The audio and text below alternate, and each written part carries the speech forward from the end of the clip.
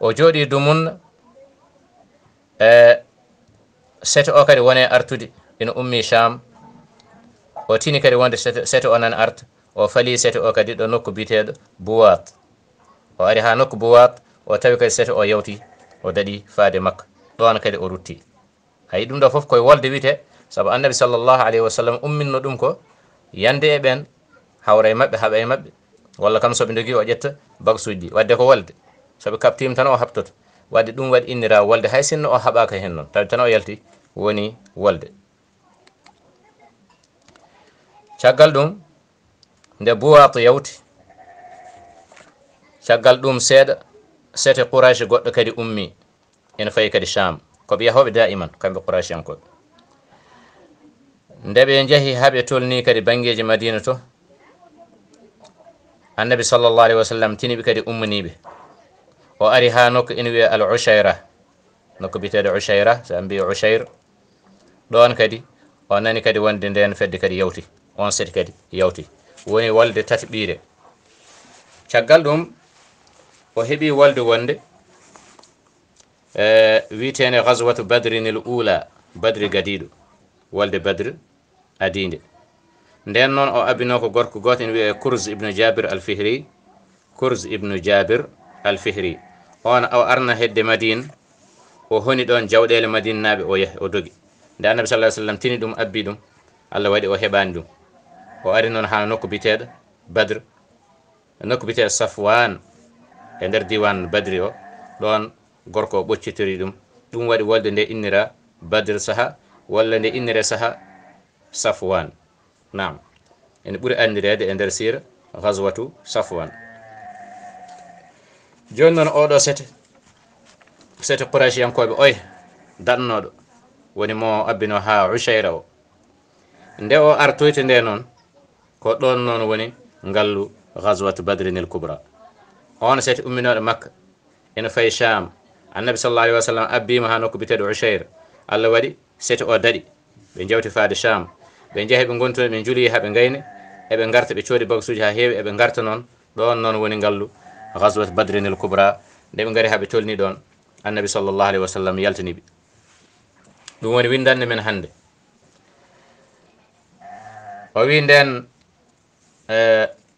sete Quraysh yankoɓe Ushayr o arti ummade Sham faade e Madina ɓe gari haɓe tolni diwana Madina o annabi sallllahu alayhi wa sallam tiniɓe nde o tinnoɓe o rendini sahabaɓe o noddiɓe faade e wolde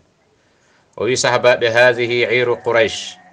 fakhruju ilayha laalla allaha an yunfilukumuha o wi jalte sete Quraysh nani jalte faade e sete o ene wawi Allah yeɗo on mo naam an nafl wite nafl ko hunde ɓeydinde ko dokkoɗa tawa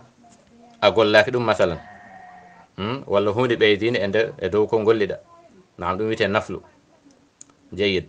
ko hen ni hay nafile jeeya o wi ene wawi tawa Allah yeɗo on fed yani iro ir woni sete o ɗon noon yoga e sahabaɓe nooti jeehi woɓɓe ɓe ngamani wolde nde amniɓe wolde nde noon wonde koɓe cikkani annabi sallllahu alayhi wa sallam ma hawre hare ɓe cikkani annabi sallallahu alayhi wa sallam wonde ma o haaɓe saabu sa fof eɓe jalta ɓe mbasa haɓede ɓe cikki nde ɗo wolde nde ko noon tan kadi ko ɗum sete ɗum wona ɗum wona kono ko ɗum sete juloytoɗo wona kono sinno ko kono ɓe keblot tigui rigui kamɓe hefreɓe ndeke nden sahabaɓe gandata wonde soɓe jalti tan ɓe kawrate haare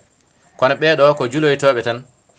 gonga ni eɓe jogito jasiji mumen walla ko nandi hen seeɗa seeɗa kono noon ɓe kewanigol kewgol saka eɓe kawra e haare tawde noon annabi sallallahu alayhi wa sallam yaltidi e worɓe yonɓe seeɗa ɗum hanti yoga hen gaami mbi ɓeɗo so jeehi tan ma yon nde wonno annabi sallallahu alayhi wa sallam heblanaki wolde nde annabi sallallahu alayhi wa sallam heblanaki wolde nde ɗum ɗo ma holloy en yeeso wonde ɗum ɗo koye mujisaji wolde nde ɗo jeeya saabu annabi sallallahu alayhi wa sallam heblanaki wolde nde te wolde nde waɗi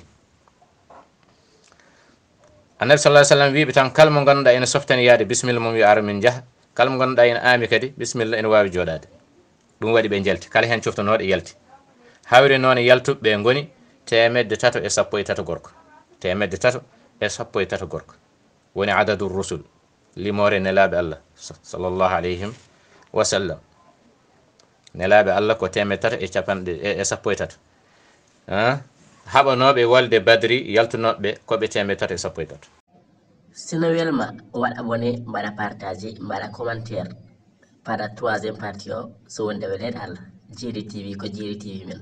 ɗum noon bandiraɓe tedduɓe hay ko lawol jama jof.